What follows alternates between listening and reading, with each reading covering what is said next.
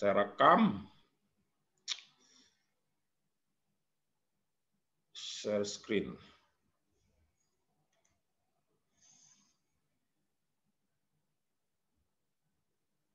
Nah, hari ini kita akan mulai membahas topik yang lebih menjurus kepada penerapan penelitian, gitu ya.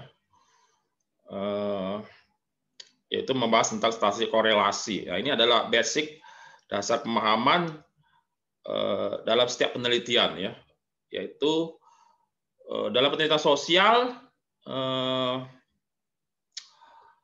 Seperti sudah Anda bahas juga pada kuliah sebelumnya, bahwa dominan sekali kita membahas tentang hubungan antar variabel. Nah, kemarin Anda sudah belajar hubungan antar variabel. Nah, pada kesempatan ini kita akan membahas mengenai bagaimana menghitung secara statistik hubungan antar variabel tersebut. Nah,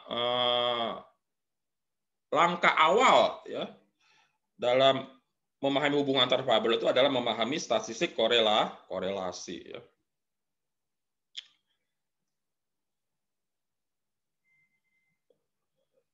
Kita tunggu dulu.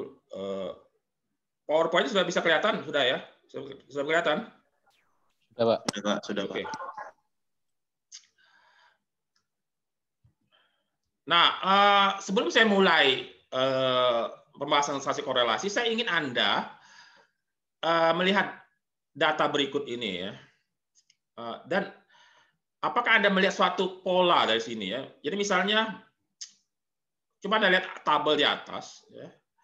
Ini ada 7 mahasiswa, si A, si B, si C sampai G. Ya. Kemudian saya tanyakan kepada si A, ya,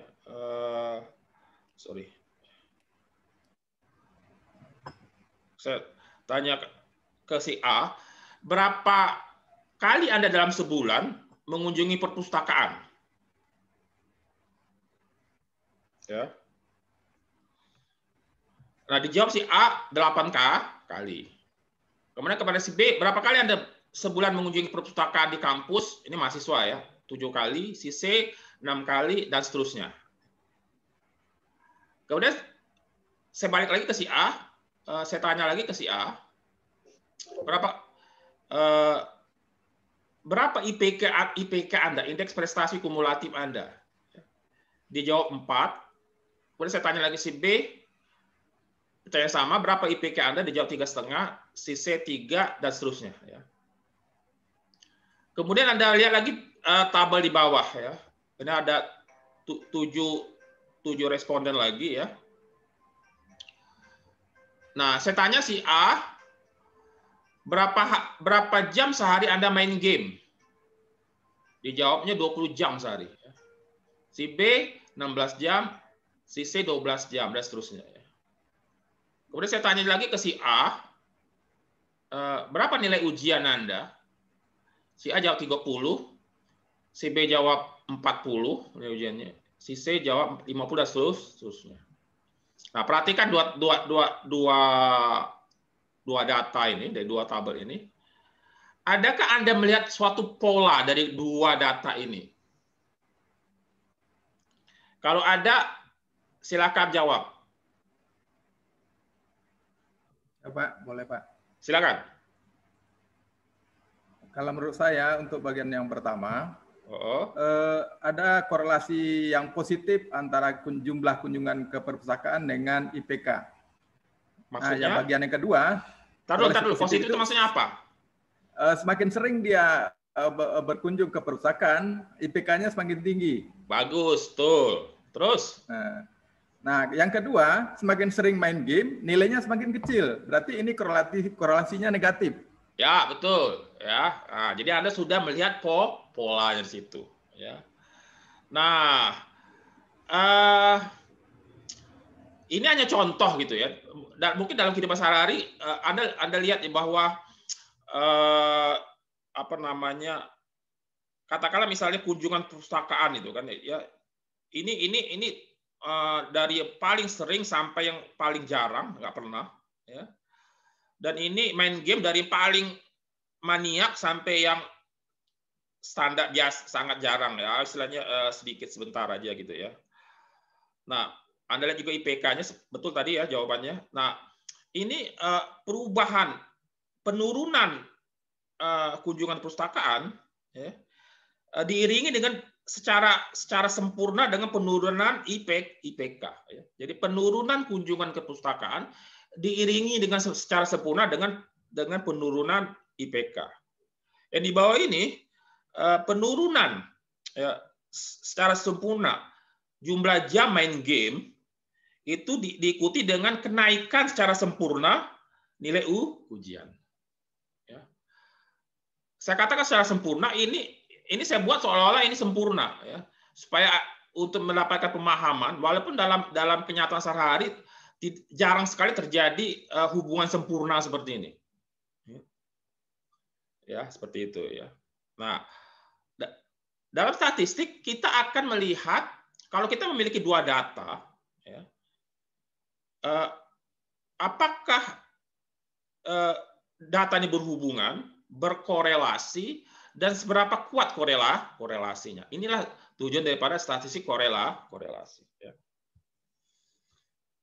Nah, kita lihat definisinya. Suatu korelasi dapat didefinisikan sebagai a measure of the coincidence of variables, ya, yaitu suatu ukuran kebetulan dari sejumlah variabel.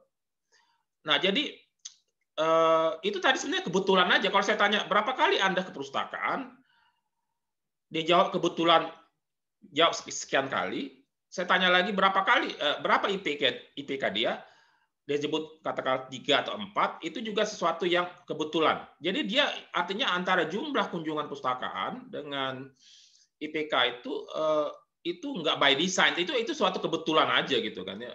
Dia jawaban dari responden itu ya. Ya. Jadi murni coincidence kebetulan ya. Jadi pada dasarnya suatu hubungan dikatakan ada antara dua variabel atau variabel X dan Y jika perubahan nilai atau skor salah satu variabel menyebabkan perubahan skor pada variabel lainnya. Itu statistik korelasi itu ya.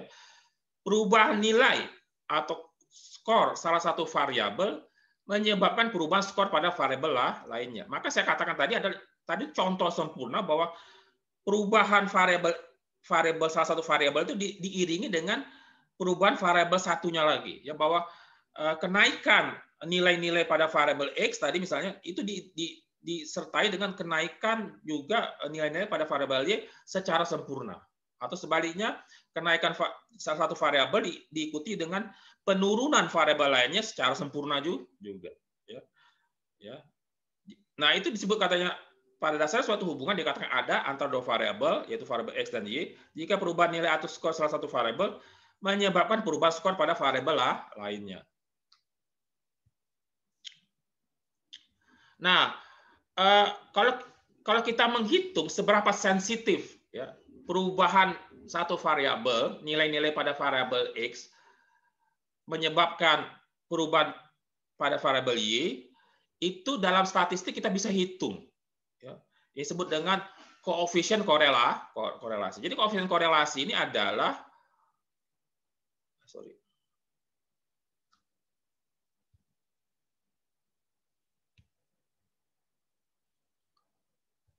Jadi koefisien korelasi ini adalah ukuran sensitivitas perubahan variabel X yang menyebabkan berubahnya juga variabel Y. Ya.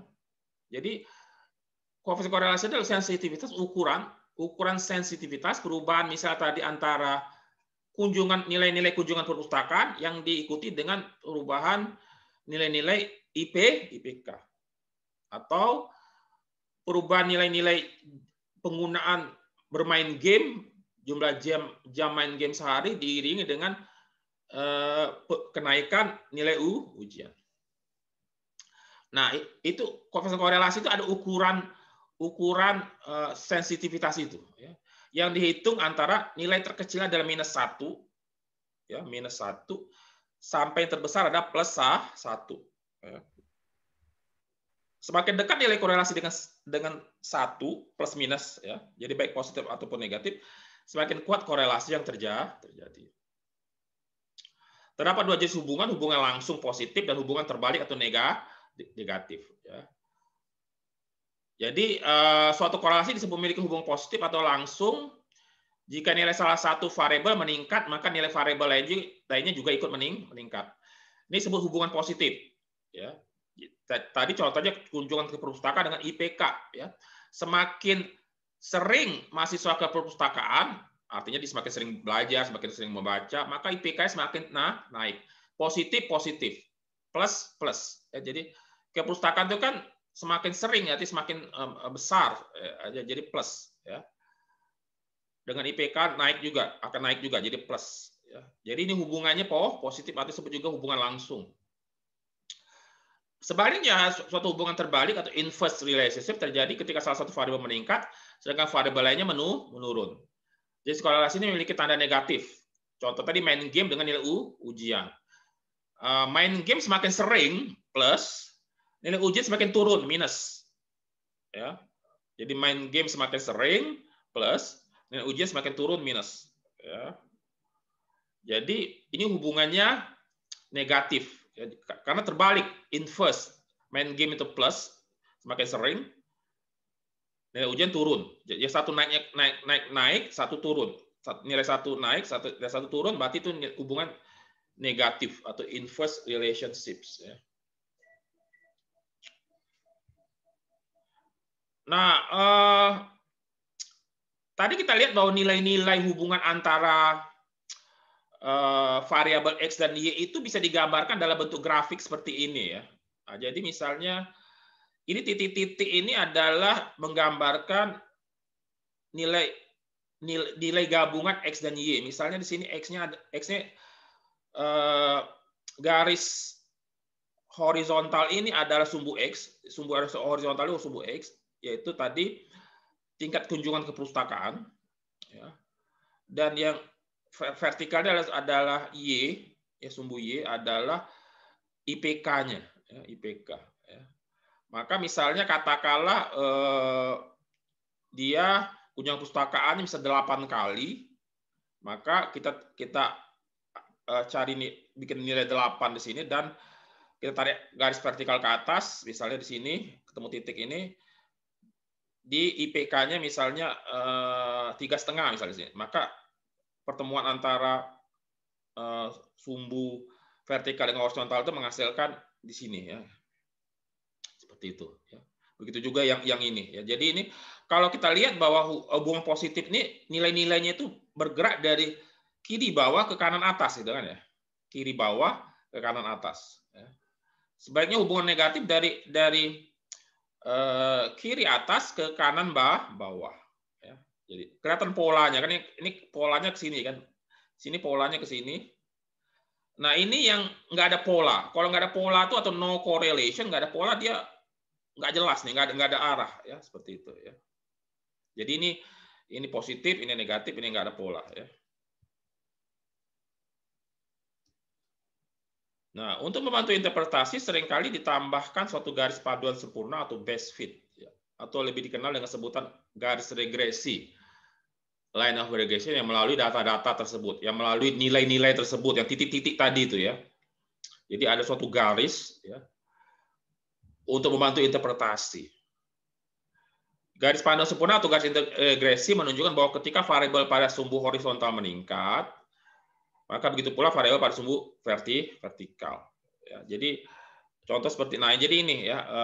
Tadi titik-titik tadi itu ya. Ini kan tadi kita lihat ada titik-titik yang polanya dari kiri bawah ke kanan atas. Itu di tengah-tengahnya ada suatu garis. Ini disebut dengan garis regresi. Jadi garis regresi ini adalah garis yang merepresentasikan semua nilai-nilai atau semua titik-titik itu. Jadi dia merepresentasikan. Jadi misalnya contoh sini adalah ini garis regresinya. Ini adalah koefisien korelasi 0,7 ya, cukup tinggi ya. Dan Anda lihat bahwa titik-titiknya itu cukup berdekatan dengan garis regresinya ini. Sebaliknya kalau Anda lihat di sini misalnya R sama 0,3, ya koefisien korelasinya lebih rendah dari yang ini. Ya. Ini lebih rendah. Kalau Anda lihat bahwa di sini titik-titiknya agak menjauh gitu ya, agak melebar dari garis regresinya ini. Ini menunjukkan bahwa koefisien korelasinya lebih rendah. Ya. Seperti itu. Ya. Nah, kalau ini R sama 0 nggak ada apa namanya ya, nggak ada korelasinya ya. Jadi dia horizontal datar ini aja ya. Ya. Kalau dia disebut memiliki korelasi, dia harus tidak boleh horizontal seperti ini ya, melintang seperti ini. Dia harus memiliki kemiringan misalnya. Ini kan ada kemiringan ya, kemiringan dari sumbu horizontalnya. Kalau ini lurus, itu ya, berarti dia nggak ada kemiringan, ya. Berarti nggak ada korelasi. Ya. Jadi dia disebut korelasi kalau ada dia kemiringan. Jadi kalau sudah agak miring sedikit, misalnya agak miring sedikit, berarti dia sudah ada korelasi. Nah di bawahnya adalah contoh daripada korelasi negatif atau inverse atau terbalik, ya. Jadi dia seperti ini. Ya. Jadi kalau inverse itu berarti dia tandanya negatif. Jadi R-nya itu minus. Ya. Jadi dalam hal ini adalah minus 0,7. Ini menunjukkan hubungan negatif. Ya. Nah, nggak ada hubungan tanda positif atau negatif ini menunjukkan kekuatan bahwa minus 0,7 itu lebih rendah kekuatan hubungannya korelasi dibandingkan dengan plus 0,7 itu nggak ada hubungan. Ini minus satu positif ini hanya menunjukkan arah garis regresi ini saja ya, arah pola titik-titiknya saja ya. Satu ini kiri ke atas, kiri bawah ke kanan atas, ini adalah kiri atas kanan bawah negatif ya. Itu juga yang ini ya, ini negatif tapi dengan nilai R atau koefisien korelasi lebih rendah. Ini adalah yang tidak ada hubungannya ya. Nah, jadi nanti Anda cukup sering menggambar grafik karena tugas Anda adalah menggambar grafik juga ya. Jadi untuk memahami bagaimana menilai ukuran berbagai korelasi ini, ya, ahli statistik Robert Kunker ya, mengembangkan ukuran umum korelasi sebagai berikut. Jadi kalau hitungan Anda R-nya itu adalah hasil R-nya itu adalah atau koefisien korelasi adalah antara 0,8 sampai 1, ini menunjukkan korelasi tinggi. 0,6 sampai 0,79 korelasi sedang atau moderat. 0,4 sampai 0,59 cukup ya. Kemudian 0,2 sampai 0,3 sedikit atau korelasi lemah. 0,0 sampai 0,111 sangat sedikit atau tidak berarti ya, seperti itu ya. Nah, jadi ini ukuran-ukurannya tuh ya. Kalau kita menghitung korelasi antara apa namanya dua variabel tadi, misalnya antara tingkat kunjungan perpustakaan dengan IPK atau jumlah main games sehari, berapa jam main game sehari dengan nilai ujian, itu akan menghasilkan nilai korelasi antara inilah, antara plus minus 1 sampai plus minus 1. Ini semuanya dalam nilai plus minus semua ya, plus minus ya. Plus minus ya. Nah, salah satu persustasi yang paling banyak digunakan untuk mengukur derajat hubungan antara dua variabel dinamakan Pearson Product Moment Correlation, disingkat korelasi Pearson dan disimbol dengan huruf R. Ya, jadi untuk menghitung tingkat korelasi itu, untuk menghasilkan nilai R tadi boleh dari plus 1 sampai minus 1, gitu kan? Itu kita menggunakan rumus yang namanya hitungannya disebut dengan Pearson Product Moment Correlation. Ya. Jadi disebut juga korelasi Pearson karena dihitung dengan menggunakan rumus Pearson. Jadi ini mengukur derajat dan arah hubungan linear antara dua variabel. Jadi mengukur derajat dan arah, derajat dan arah. Ya, derajat ini berarti seberapa besarnya, apakah antara 1 atau pokoknya antara 0 sampai 1 gitu ya, plus minus. Arah ini bisa positif negatif. Jadi kalau disebut arah itu adalah positif atau negatif. Ya, derajat itu ada ukuran seberapa besar angka daripada koefisien korelasinya itu. Nah, ini adalah rumusnya ya, rumus Pearson-nya ini ya. Cukup panjang dan cukup apa namanya? Bikin parno juga ya, tapi sebenarnya sederhana sih ya. Nah, jadi R sama dengan N dalam kurung sigma XY ya, dikurangi dalam kurung sigma X dikali dalam kurung sigma Y dibagi akar ya. Buka kurung kurawal N dikali sigma X pangkat 2 dikurangi dalam kurung sigma X pangkat 2 tutup kurung kurawal, hasilnya dikalikan dengan buka kurung kurawal N dikali sigma Y pangkat 2 dikurangi dalam kurung sigma Y pangkat 2 tutup kurung kurawal ya. Jadi nah kalau kita lihat ya N ini apa? Anda sudah tahu N ini adalah jumlah anggota sampel. X-nya adalah semua nilai X. Ya, jadi kalau misal tadi semua nilai responden yang ditanya mengenai misal tadi berapa kali Anda mengunjungi perpustakaan gitu kan. Nah, jadi semua nilainya. Y misalnya semua nilai variabel Y. Tadi misalnya berapa IPK Anda gitu ya. Gitu juga. Kemudian jadi ini adalah X sigma XY ya. Jadi nilai X dikalikan dengan nilai Y ya.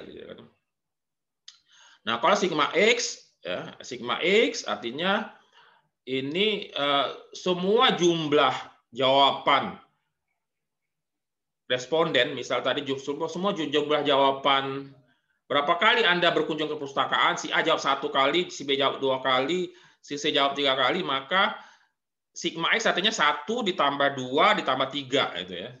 Jadi sigma X. Begitu juga sigma Y. Berapa kali Anda berapa IPK Anda? Misalnya saya jawab ada jawab 1, 1,5, 2, maka sigma Y adalah 1 ditambah 1,5 ditambah 2 di sigma Y. Nah, kemudian ini adalah sigma X kuadrat ya. Jadi setiap nilai X itu dikuadratkan ya.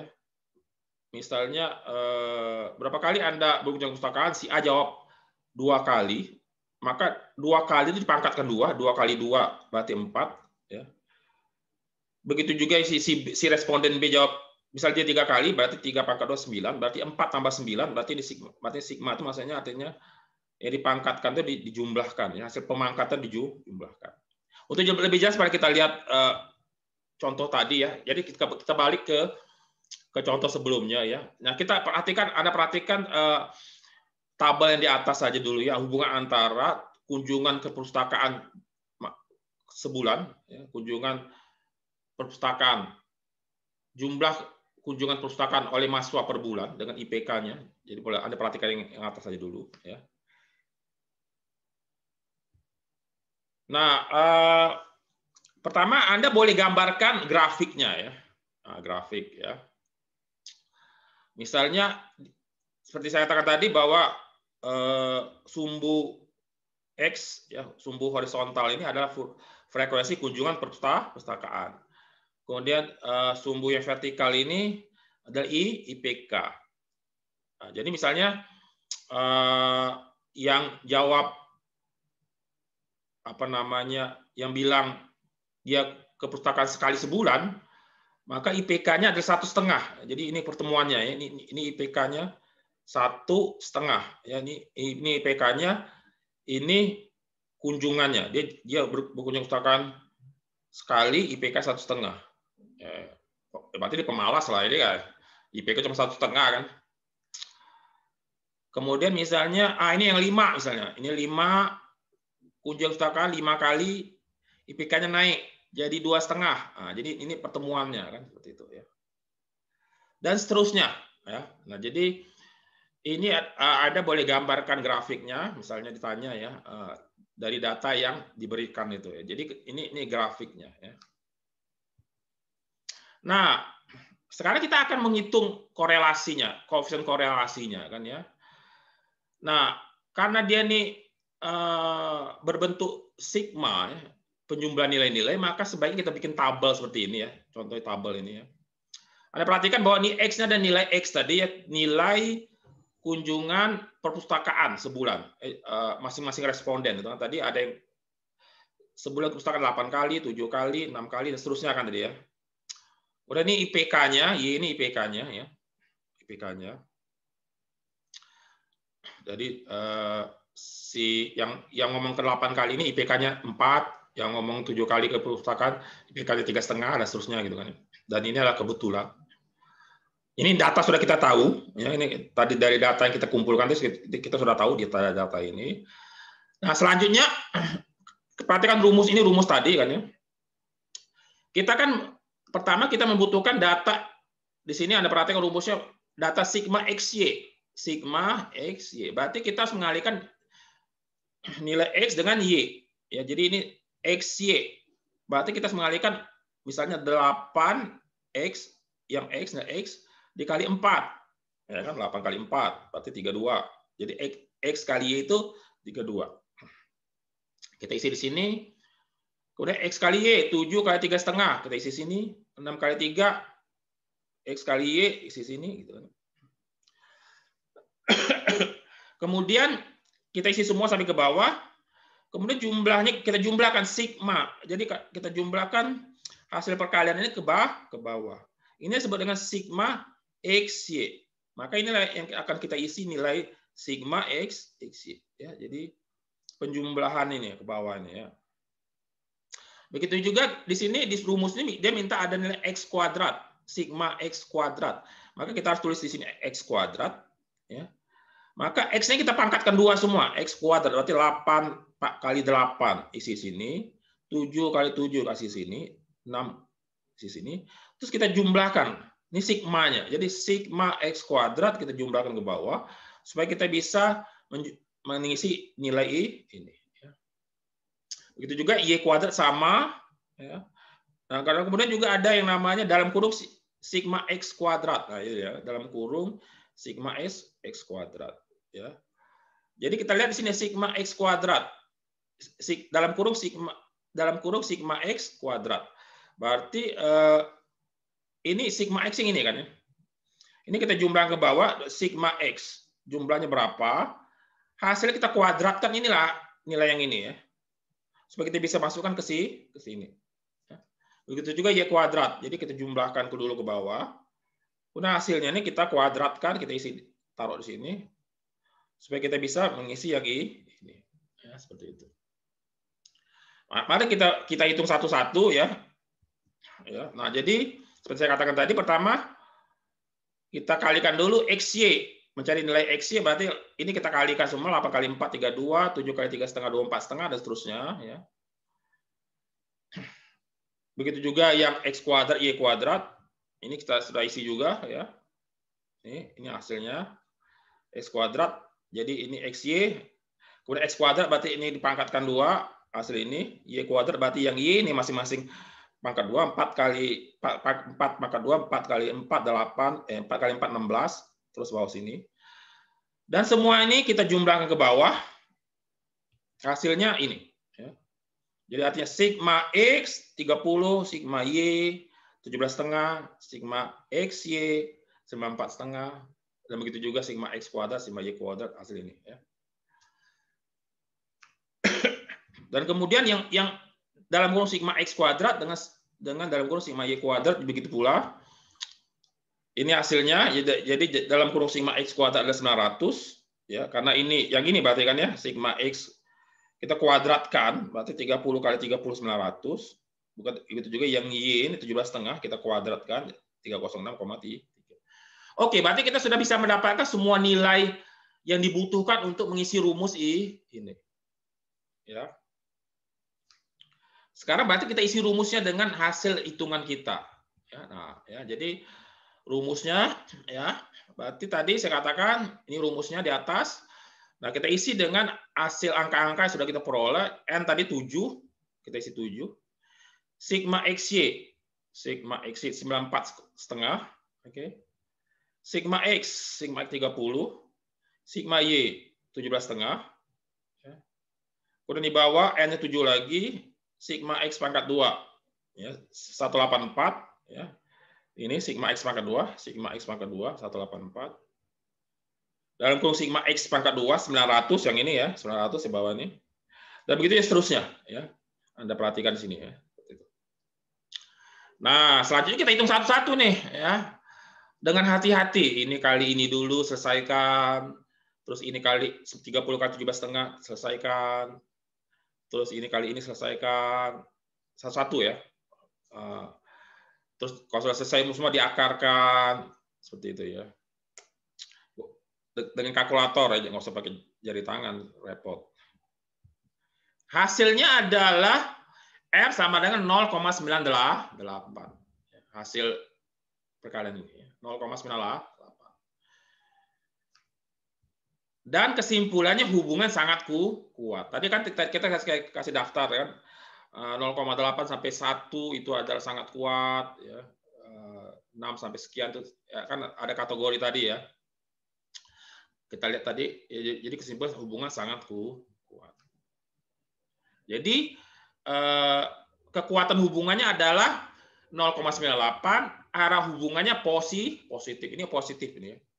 Berarti semakin tinggi mahasiswa kepustakaan, semakin sering dari kepustakaan, maka IP-nya semakin positif, semakin tinggi. Ya.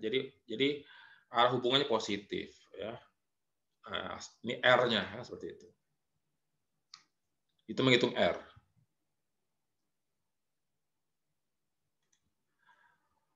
Nah, sebagaimana telah disinggung sebelumnya, untuk membantu interpretasi dalam korelasi, ditambahkan suatu garis panduan sempurna pada grafik atau lebih dikenal dengan sebutan garis regresi yang melalui sebaran nilai-nilai tadi. Jadi kan tadi saya tunjukkan gambaran ada garis di tengah-tengah itu kan ya.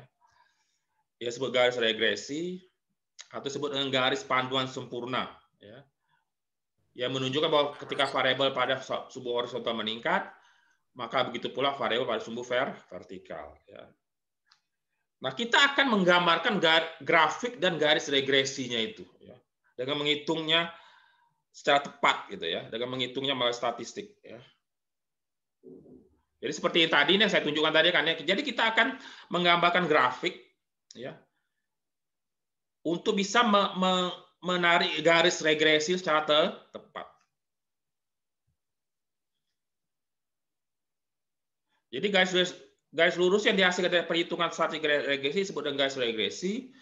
Pada kenyataan tidak ada satu garis lurus yang dapat ditarik melalui sudut titik, namun secara matematis suatu garis lurus yang mewakili sudut titik dapat dibuat. Ya, garis ini memiliki jarak terdekat dengan sudut titik walaupun tidak menembus melalui titik tersebut. Ya, contoh seperti ini ya. Jadi ini kalau grafik yang ini menunjukkan suatu garis regresi, suatu data betul-betul sempurna. Jadi misalnya semua nilai itu tembus dilewati oleh garis regresi. Tapi ini tidak pernah terjadi di dunia. Ini hanya perumpamaan, hypothetical misalnya. Ini perumpamaan. Ini contoh garis regresi itu. Yang banyak terjadi adalah bahwa nilai-nilai itu tersebar. Jadi istilahnya zigzag seperti ini ya. Nah, seperti contoh tadi, maka nilai yang zigzag ini harus dihubungi dengan suatu garis regresi, ya, di mana nanti setiap nilai ini dia memiliki jarak masing-masing dari garis regresi ini. Jadi kan ada gap-nya, ada gap gitu kan ya. Nah, gitu lah. Nah, jadi garis ini mewakili seluruh nilai ini ya secara fair gitu ya. Nah, ini yang akan kita buat.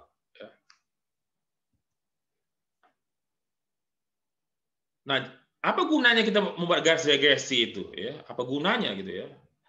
Jadi dalam statistik garis lurus atau garis regresi ini digunakan untuk beberapa tujuan. Yang pertama, garis regresi membuat hubungan antar variabel X dan Y menjadi mudah dilihat. Nah, jadi kita lebih menegaskan polanya. Kita tahu polanya gitu kan. Oh, arahnya gitu ya. Yang kedua, garis regresi berfungsi menunjukkan nilai tengah atau nilai sentral atau central tendency. Berbagai nilai pada distribusi. Ya. Jadi nilai tengah. Ya.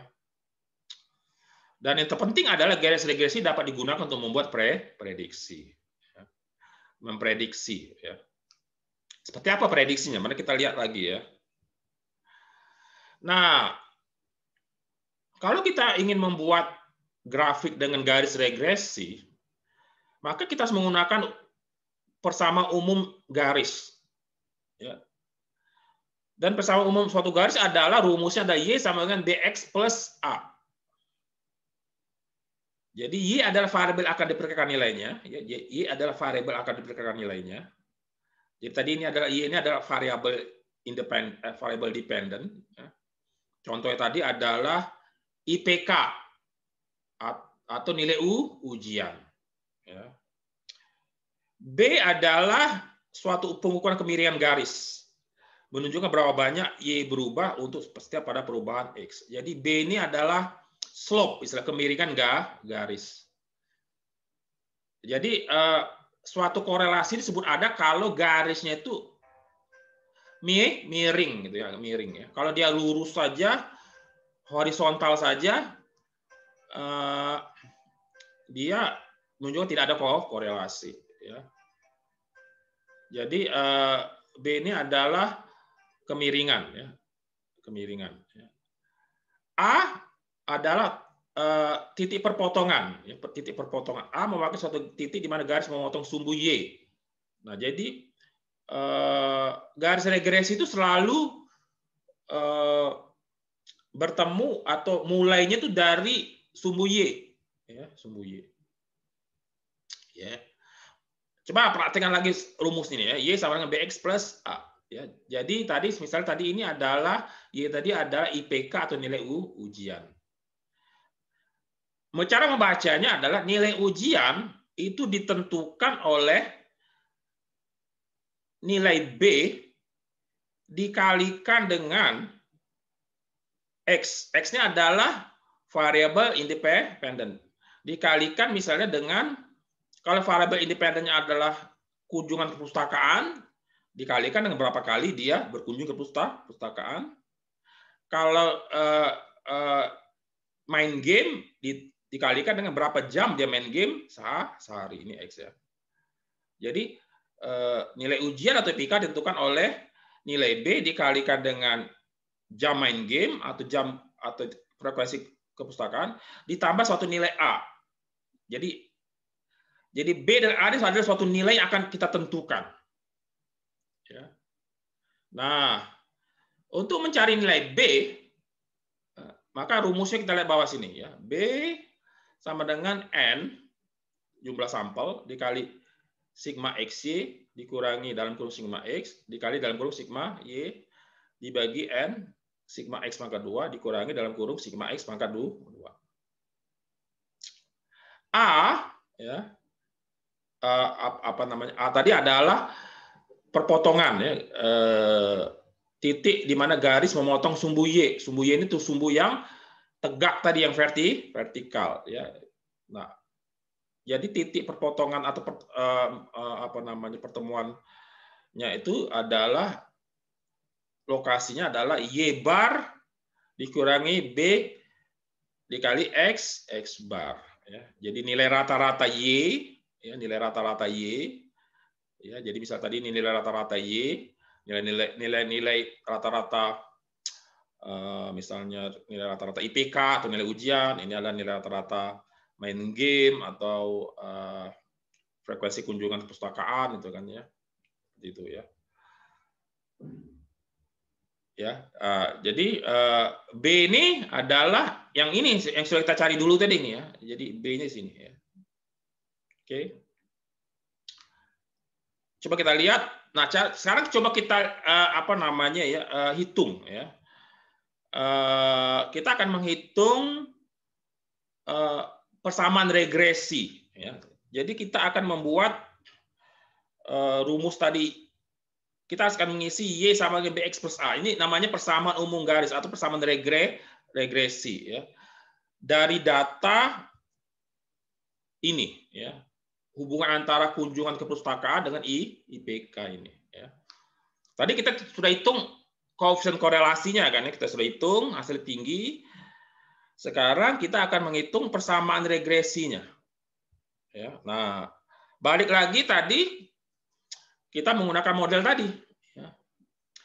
kan rumusnya pertama kita akan menghitung nilai B. Nah, B tadi rumusnya ini kan ya. N kali sigma XY dikurangi sigma X kali sigma dalam kursi sigma Y dan seterusnya ini kan. Berarti kita harus membuat tabel seperti ini ya. Ini ada sigma X-nya. Ini sigma Y. Nah, dia butuh pertama X kali Y, berarti X kali Y. Ya. Kemudian X kuadrat ya. Dia tidak butuh Y kuadrat di rumus ini kan, jadi kita nggak perlu. Ya.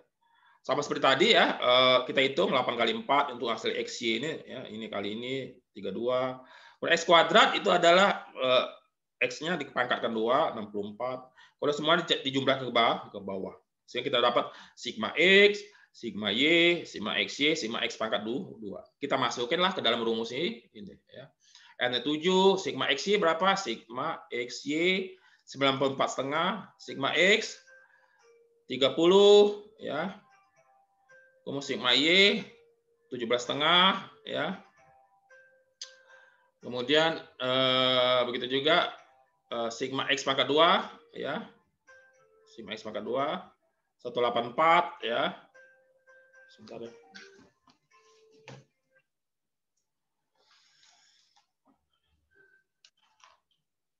Ya, jadi sigma X pangkat 2, sigma X pangkat 2 ya, ini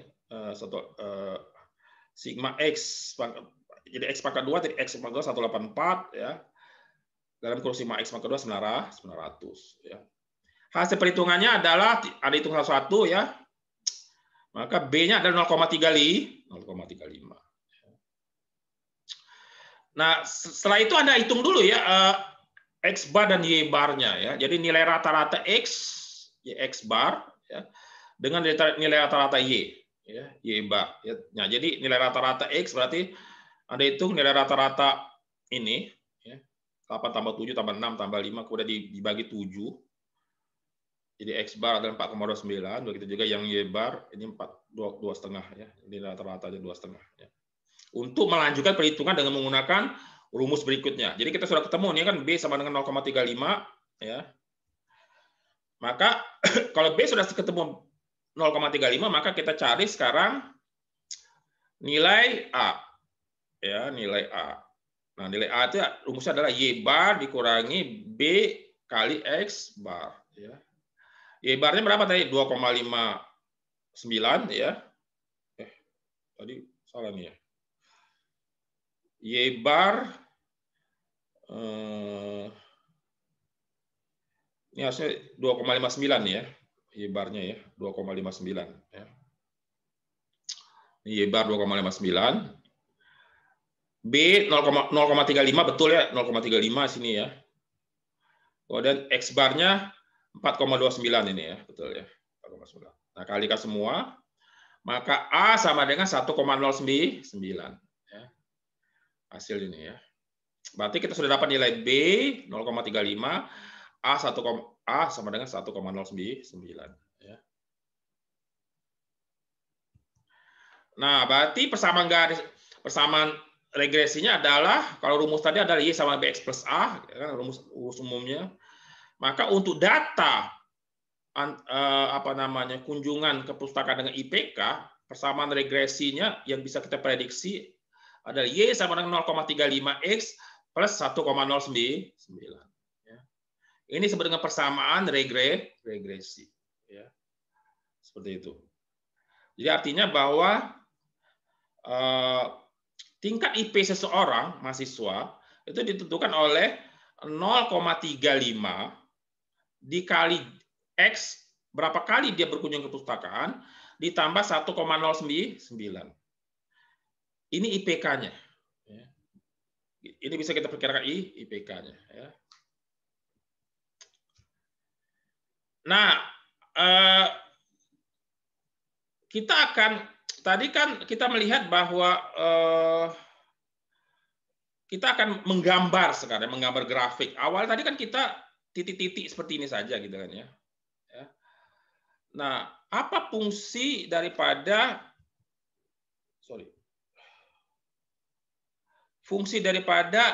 X bar ya, kita kan tadi hitung nih ya.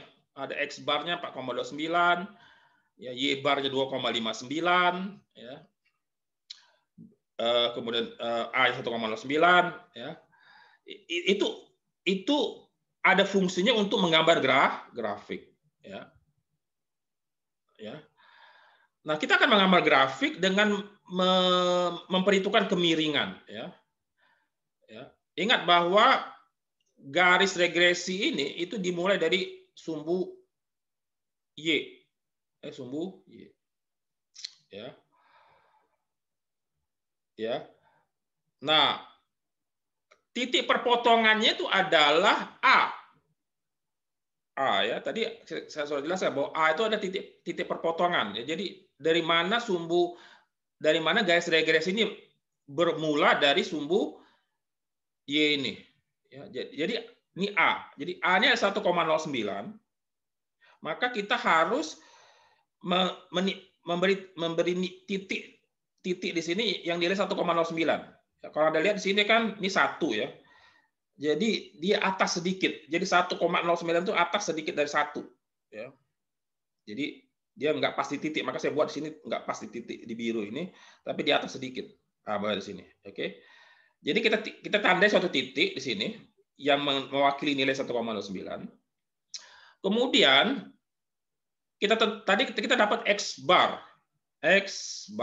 Ya, X bar tadi 4,29, maka di sumbu X ini kita ambil satu titik nilainya 4,29, berarti di sini nih kira-kira. Jadi ini nilai 4, berarti 4,29-nya adalah lebih sedikit di sini, karena di sini 4,5 di sini, antara 4 sampai 5, 4,5 di sini, maka kalau 4,29 ada di sini.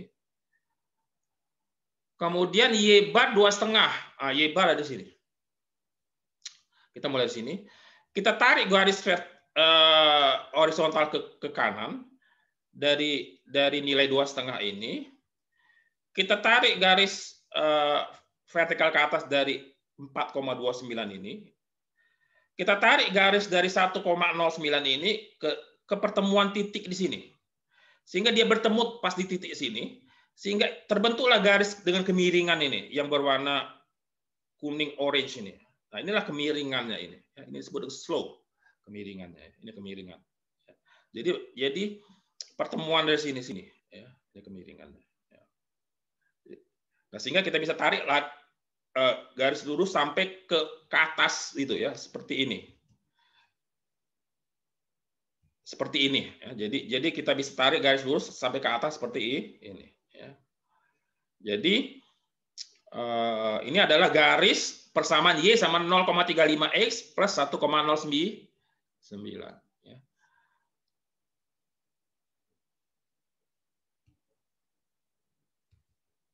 Jadi saya ulang lagi bahwa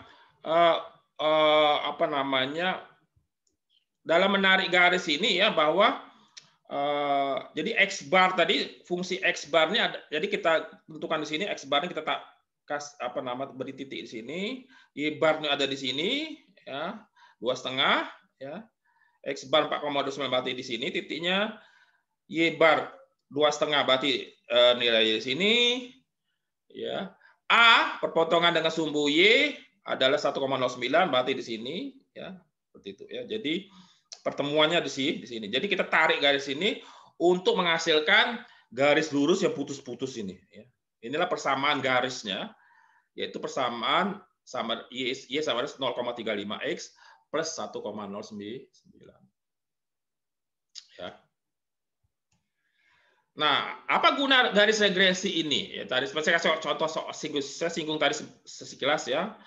Misalnya ada pertanyaan seperti ini: seorang mahasiswa mengunjungi perpustakaan rata-rata 6 kali per bulan. Ya, seorang mahasiswa mengunjungi perpustakaan rata-rata 6 kali per bulan. Berapakah IPK yang akan diperolehnya pada akhir semester? Ya, karena kita sudah membuktikan bahwa ada hubungan antara kunjungan perpustakaan dengan IPK, maka kita sudah bisa membuat suatu rumus, ya, suatu rumus. Ini suatu teori juga, gitu kan ya, yang menyatakan bahwa dengan persamaan yaitu Y sama 0,35X plus 1,09.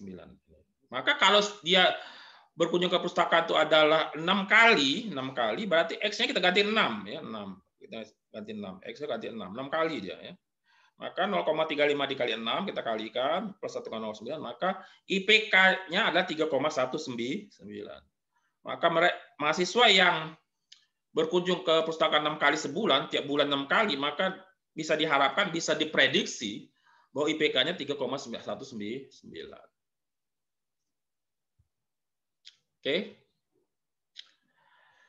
Oke, sekarang kita ke tugas. Jadi sudah selesai pembahasannya ya. Nah, tugas Anda adalah sudah saya tahu di pos ya, adalah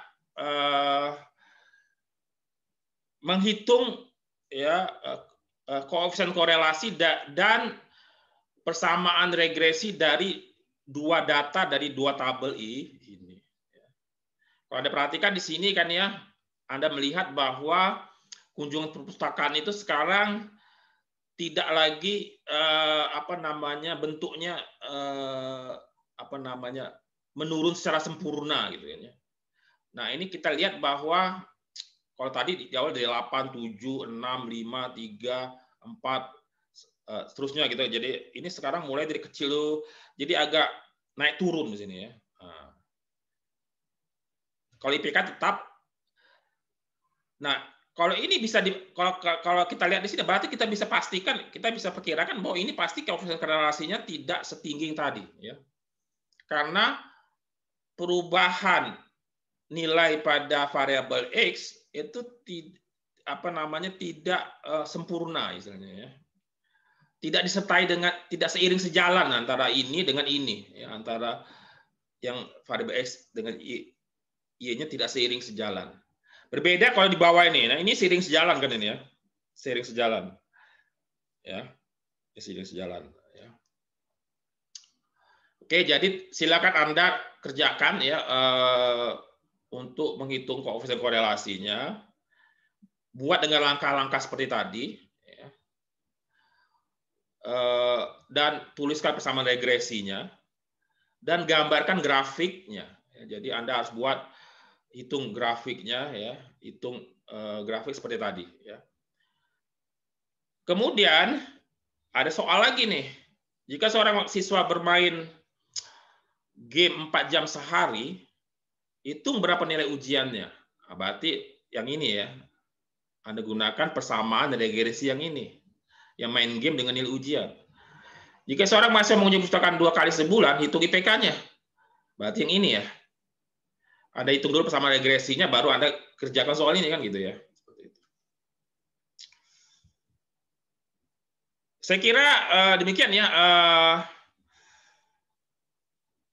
presentasi hari ini ya. Bagaimana? Menarik kan? Ada pertanyaan? Sangat menarik, Pak. Jadi yang tes itu 2, Pak ya, berarti ya. 2 acuan ya, Pak ya, Pak Marisan. Ya. Tabel yang perpustakaan sama tabel yang main game, Pak ya. Ya, yang main game. Oke, Pak. Ada yang bertanyakan?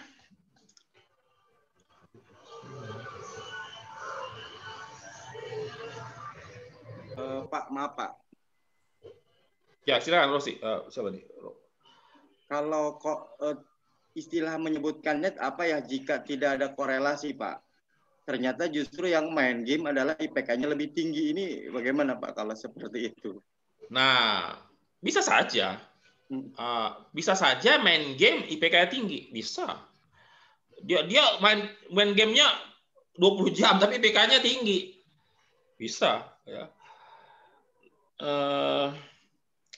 Jadi begini ya, ini pembahasannya agak ini ya, nanti itu ke tahap berikutnya ya. Ini kita cerita tentang hubungan antar dua variabel saja. Satu variabel independen, satu variabel dependent. Misalnya antara main game dengan nilai ujian.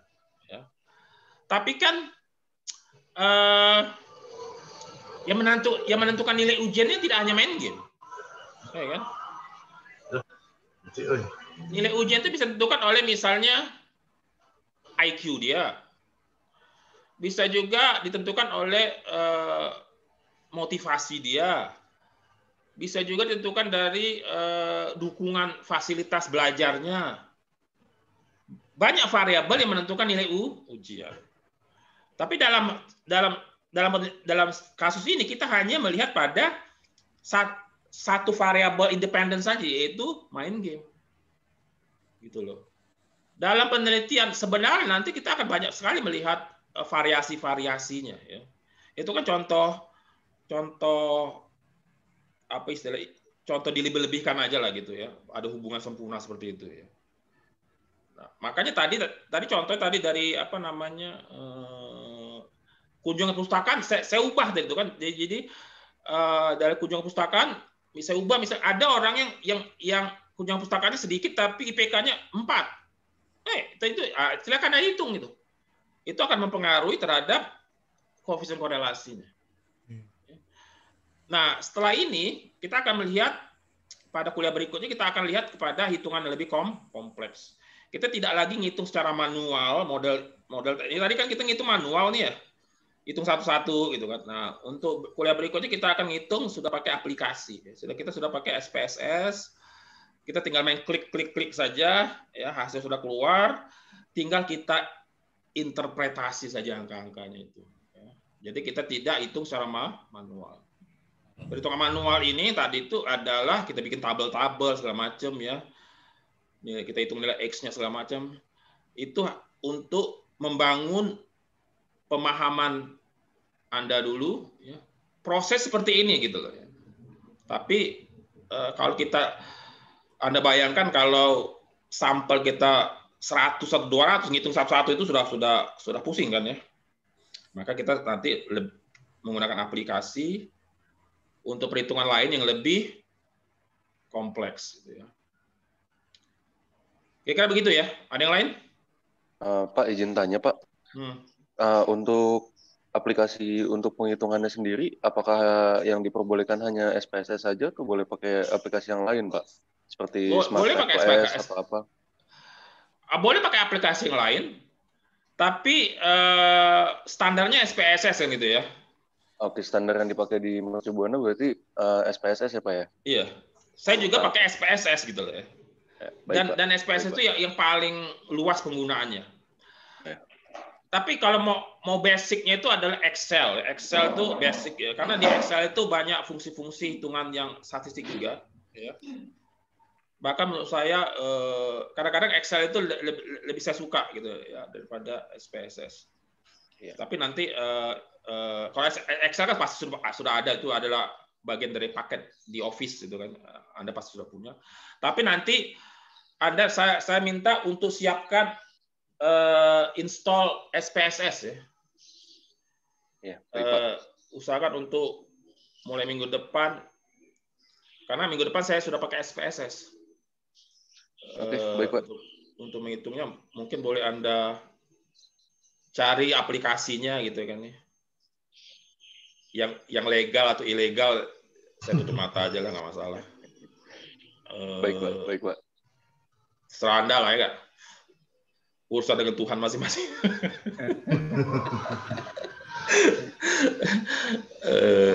Baik, yang gratis gitu ya. Iya, serah lah itu ya. Tapi yang penting pakai SPSS. Ya. Nah, setelah setelah ini mungkin terakhir kita menggunakan analisis regresi, di mana nanti kita akan melihat bahwa variabel independennya lebih dari satu. Ya. Nah, seperti itu. Tadi nanya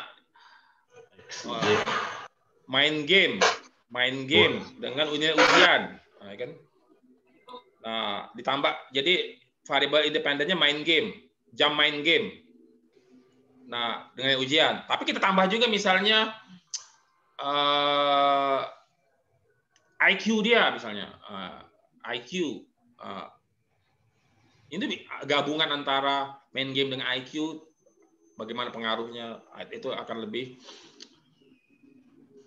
bisa dilihat dengan SPSS. Yang lain ada? Tanya lain? Pak, izin Pak. Ya, gimana Muklis? Saya kebetulan sudah buka pos. Saya lihat di situ ada tugas besar Pak. Petunjuknya apa itu Pak?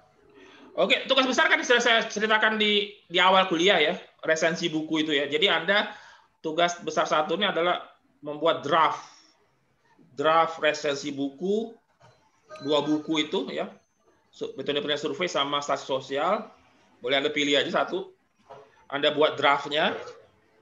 Bagaimana cara membuat resensi? Silahkan Anda Google. Banyak sekali di Google itu contoh-contoh menulis resensi.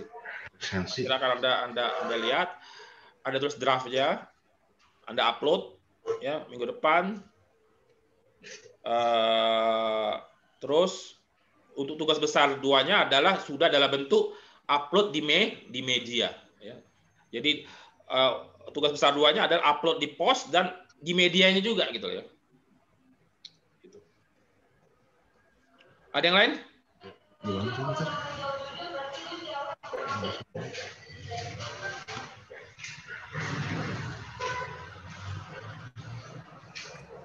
Mohon diulangi Pak, tadi Pak resensi 2 buku ya Pak ya? Dipilih salah satu. Pilihannya 2, tapi Anda boleh pilih salah satu aja. Oh, salah satu ya. Iya.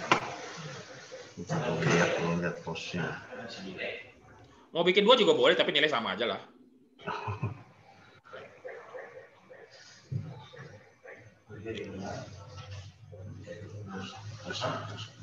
Ada yang lain pertanyaannya?